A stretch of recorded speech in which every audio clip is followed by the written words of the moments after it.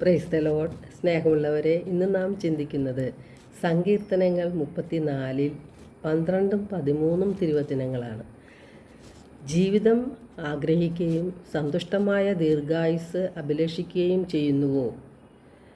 തിന്മയിൽ നിന്ന് നാവിനെയും വ്യാജഭാഷണത്തിൽ നിന്ന് അധരങ്ങളെയും സൂക്ഷിച്ചു കൊള്ളുകയും. നാം എല്ലാവരും നല്ല ജീവിതവും ദീർഘായുസ്സും ആഗ്രഹിക്കുന്നവരാണ്. അതിന് നാം ചെയ്യേണ്ടത് തിന്മയിൽ നിന്ന് നമ്മുടെ നാവിനെയും വ്യാജഭാഷണത്തിൽ നിന്ന് നമ്മുടെ അധരങ്ങളെയും സൂക്ഷിക്കുക എന്നതാണ്. ഒരു മനുഷ്യൻ പറയാൻ പാടില്ലാത്ത ചില കാര്യങ്ങളുണ്ട്. ശപിക്കുന്ന വാക്കുകൾ, വെറുപ്പുണ്ടാക്കുന്ന സംസാര രീതികൾ, ശാപവാക്കുകൾ, അതുപോലെ തന്നെ വിദ്വേഷവും വെറുപ്പും അഹങ്കാരവും മനസ്സിൽ സൂക്ഷിച്ചുകൊണ്ടുള്ള സംസാര രീതികൾ, നെഗറ്റീവായ ചിന്താഗതികൾ, ഇതെല്ലാം നാം ഉപേക്ഷിക്കണം. നാവിനെ നിയന്ത്രിക്കണം. തിന്മയുടെ ശക്തിയായ സാത്താനാണ് വാശിയും വൈരാഗ്യവും വിദ്വേഷവും പ്രതികാര ചിന്തയും അഹങ്കാരവുമെല്ലാം നമ്മുടെ ഹൃദയത്തിൽ നിറയ്ക്കുന്നത്. അവൻ്റെ കെണിയിൽ വീഴാതിരിക്കുകയാണ് നാം ചെയ്യേണ്ടത്. പക്ഷെ പലപ്പോഴും നാം അവൻ്റെ കെണിയിലാണ് വീണു പോകുന്നത്. നമ്മുടെ നാവിനെ നിയന്ത്രിക്കാൻ നമുക്ക് സാധിക്കുന്നില്ല.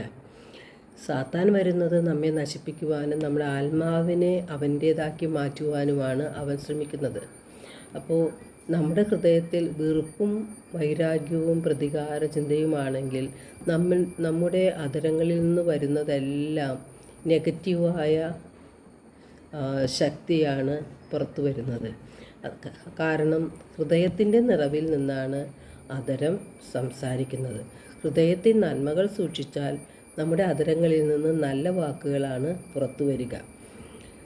നെഗറ്റീവായ ഒന്നും തന്നെ നമ്മുടെ അധരങ്ങളിലൂടെ പുറത്തു വരികയുമില്ല. വ്യാജഭാഷണത്തിൽ നിന്ന് നാം അകന്നിരിക്കണം. കാരണം നാം പറയുന്ന ഓരോ വാക്കിനും വിധി ദിനത്തിൽ ദൈവത്തിൻ്റെ മുൻപിൽ കണക്ക് കൊടുക്കേണ്ടതായിട്ട് വരും. വിശുദ്ധ യാക്കോബ് ശ്ലീഹയുടെ ലേഖനം 3-ാം അധ്യായത്തിൽ നാവിൻ്റെ ദുരുപയോഗത്തെപ്പറ്റി സൂചിപ്പിക്കുന്നുണ്ട്. 6-ാം തിരുവചനത്തിൽ പറയുന്നത്, നാവ് തീയാണ്, അത് ദുഷ്ടതയുടെ ഒരു ലോകം തന്നെയാണ്. നമ്മുടെ നാവിനെ നിയന്ത്രിക്കണം. അവയവങ്ങളിൽ ചെറിയ അവയവമായ നാവ് ശരീരം മുഴുവനെയും മലിനമാക്കുന്നു. അതിനാൽ നാവിനെ നാം നിയന്ത്രിക്കണം. അതുപോലെ വ്യാജഭാഷണങ്ങൾ ഒഴിവാക്കണം. തിന്മ പ്രവർത്തിക്കാതെയും സംസാരിക്കാതെയും ഇരിക്കണം.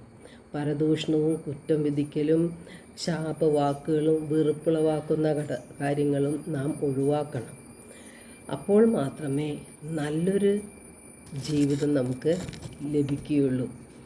അതുപോലെ നാമും നമ്മുടെ കുടുംബവും അനുഗ്രഹിക്കപ്പെടുന്നതും അപ്പോൾ മാത്രമാണ്. എല്ലാവർക്കും ഒരു നല്ല ദിനം ആശംസിക്കുന്നു. ദൈവം നമ്മെ ഓരോരുത്തരെയും സമൃദ്ധമായി അനുഗ്രഹിക്കട്ടെ.